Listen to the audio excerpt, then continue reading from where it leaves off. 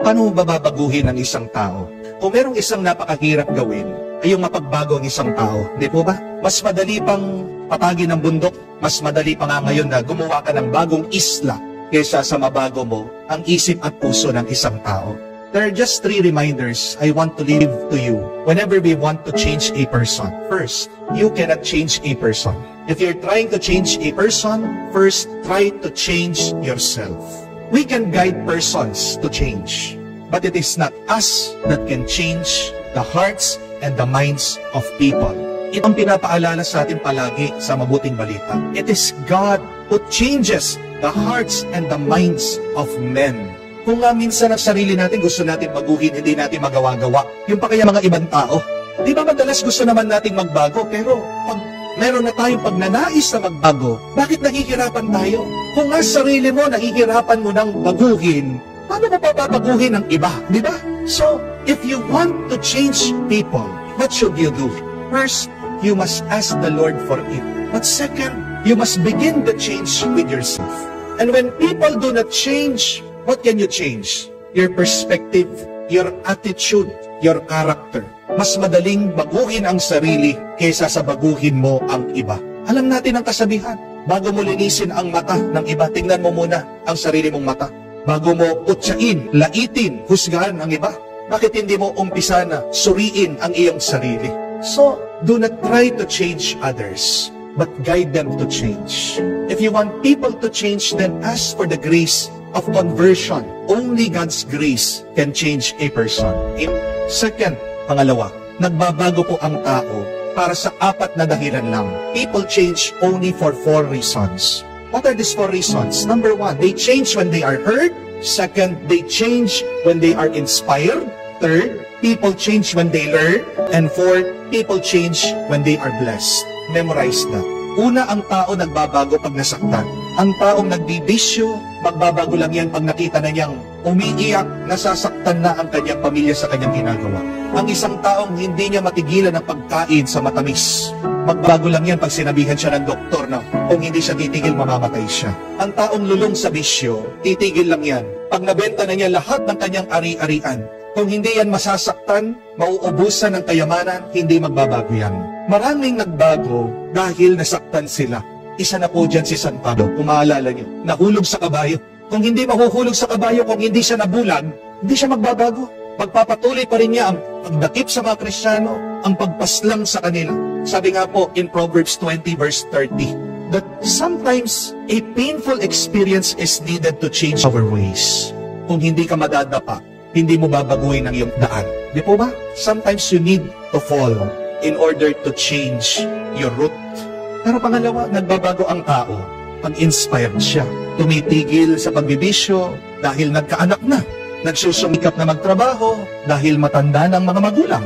Inaayos ang pag-aaral dahil merong pangarap. If you want to change, you need an inspiration to change.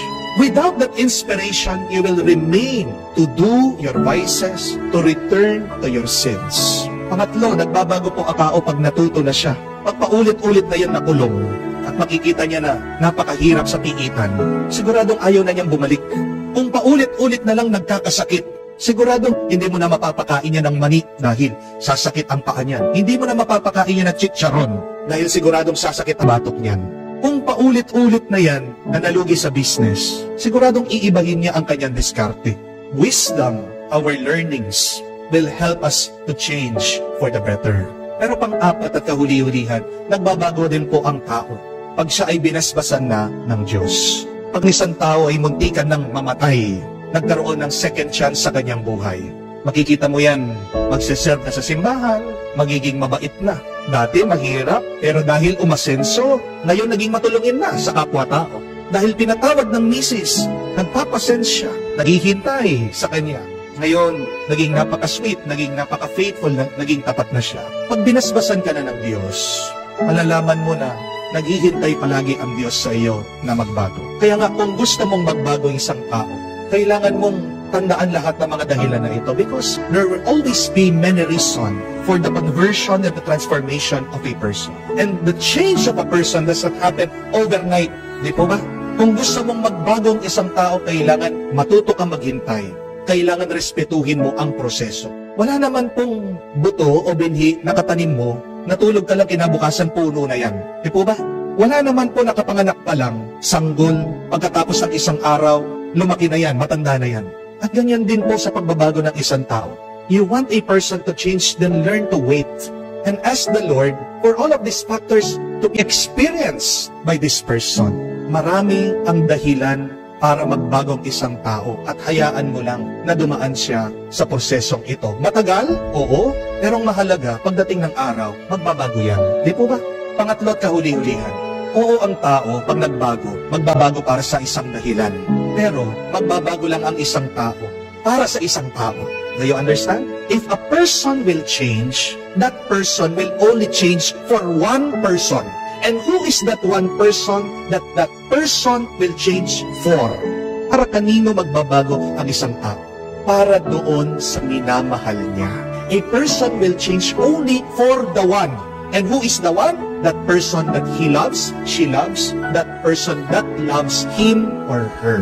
Kaya nga po, ito kung hindi nagbabago ang asawa niyo, kung hindi nagbabago yung mga anak niyo, kung hindi nagbabago yung kapitbahay mo, anong ibig sabihin? Hindi ka mahal. Ouch! Ang sakit nun. Di po ba? Kasi kung talagang mahal na mahal ka, magpapakabuti yan. Pag nakakilala, nanililigawan, hindi niyo po napapansin, nag-iiba ng forma. Pag in love, pag sinusuyo, mag-iiba ng pananalita. Kasi mahal eh. Pag hindi na ganong kabait, nag-iba ng ugali, ibig sabihin, may iba ng minamahal o baka nagkukulang na sa pagmamahal. Ang nakakapagtaka ito, bakit si Jesus, napagbago niya yung mga tao? Narinig naman natin sa Ebanghelyo tinawag lang niya si San Mateo. Itong santong ito dati makasalanan, kurap, napakatakaw sa pera, kinamumuhian na maraming tao. Pero nakita lang niya, doon sa kanyang opisina, tinawag niya, aba, iniwan daw lahat ng kanyang trabaho, yung kanyang dating ugali, sumunod kay Jesus. Bakit napagbabago ng Panginoon ang mga tao? Kasi, di ba, ang Diyos pagmamahal. Because God is love. So, if you want to change people in your life, you should be like God. Be loving. Pero hindi Kaya hindi natin napagbabago ang mga tao sa buhay natin kasi hindi tayo mapagmahal. Admit it. Amen? Aminin niyo po. Mapagmahal ka ba? Madalas meron tayong pagkukulang sa pagmamahal. At anong nangingibabaw madalas sa atin? Hindi pagmamahal kung hindi paghuhusga. Oo, alam ko. Ilang beses na nagtaksi yung asawa mo, hindi lang nagkaroon ng isang anak. Ngayon meron na naman bagong anak sa ibang babae. Masakit. Pero nararamdaman ng tao yun pag hinuhusgahan mo siya. Let us try our best not to judge people, even if they have hurt us. Because remember, judgment will never change a person. Hindi ang paghuhusga ang makakapagbago sa isang tao. Only God can judge what is inside of our hearts. Pero napakahirap di po ba? Na paranas mo, paramdam mo yung pagmamahal dahil alam natin tao lang tayo. Pero may pamamaraan. Paano mo mamahalin ang isang tao kahit na siya'y nagkasala? Gawin natin yung paraan ng ating Panginoon. And Jesus always tries to see the good inside of each and every person. That is the way of Jesus. Jesus tries to see the beauty inside of each and one of us. Tayo, anong ginagawa natin? Ang palagi natin pinapansin yung pangit, yung hindi maganda na ginagawa ng tao. Yung nagawa niya dati pa, meron na nga siyang ginagawang mabuti ngayon, hindi mo pa mapansin-pansin. Bakit? Kasi you cannot let go of that painful past. You cannot forget the wrong that he or she has done in the past. Hindi magbabagong tao. Pag ganyan pa rin, ang attitude mo, ang mentality mo, ang iyong pagtingin at pagtrato sa tao. That is the third, and I think the most important. If you want to change a person, be like Jesus. Be extremely loving. Do you pray to be extremely loving? Ano madalas sa mga pinagdarasal natin? Lord, gumaling po sana ako. Lord, sana mabayaran mga utang. Lord, pagbago naman ang asawa ko, mga anak ko. Pero nasaan yung pinagdarasal mo? Panginoon, sana makamukha kita na sobra-sobra sa pagmamahal. Diba? Hindi man natin madalas pinagdarasal yan. Kaya nga, palagi tayong frustrated sa sarili natin. Palagi tayong disappointed sa ibang tao. You can only change yourself and others through love. Amen? Po yung ating ipagdasal. Una, that we should change ourselves before we change others. Second, we ask the Lord to continuously work to give us reasons to change, to give people reasons to change. And third, that we might be like Jesus. truly loving, fully loving, to change the world, to change others, and to change ourselves.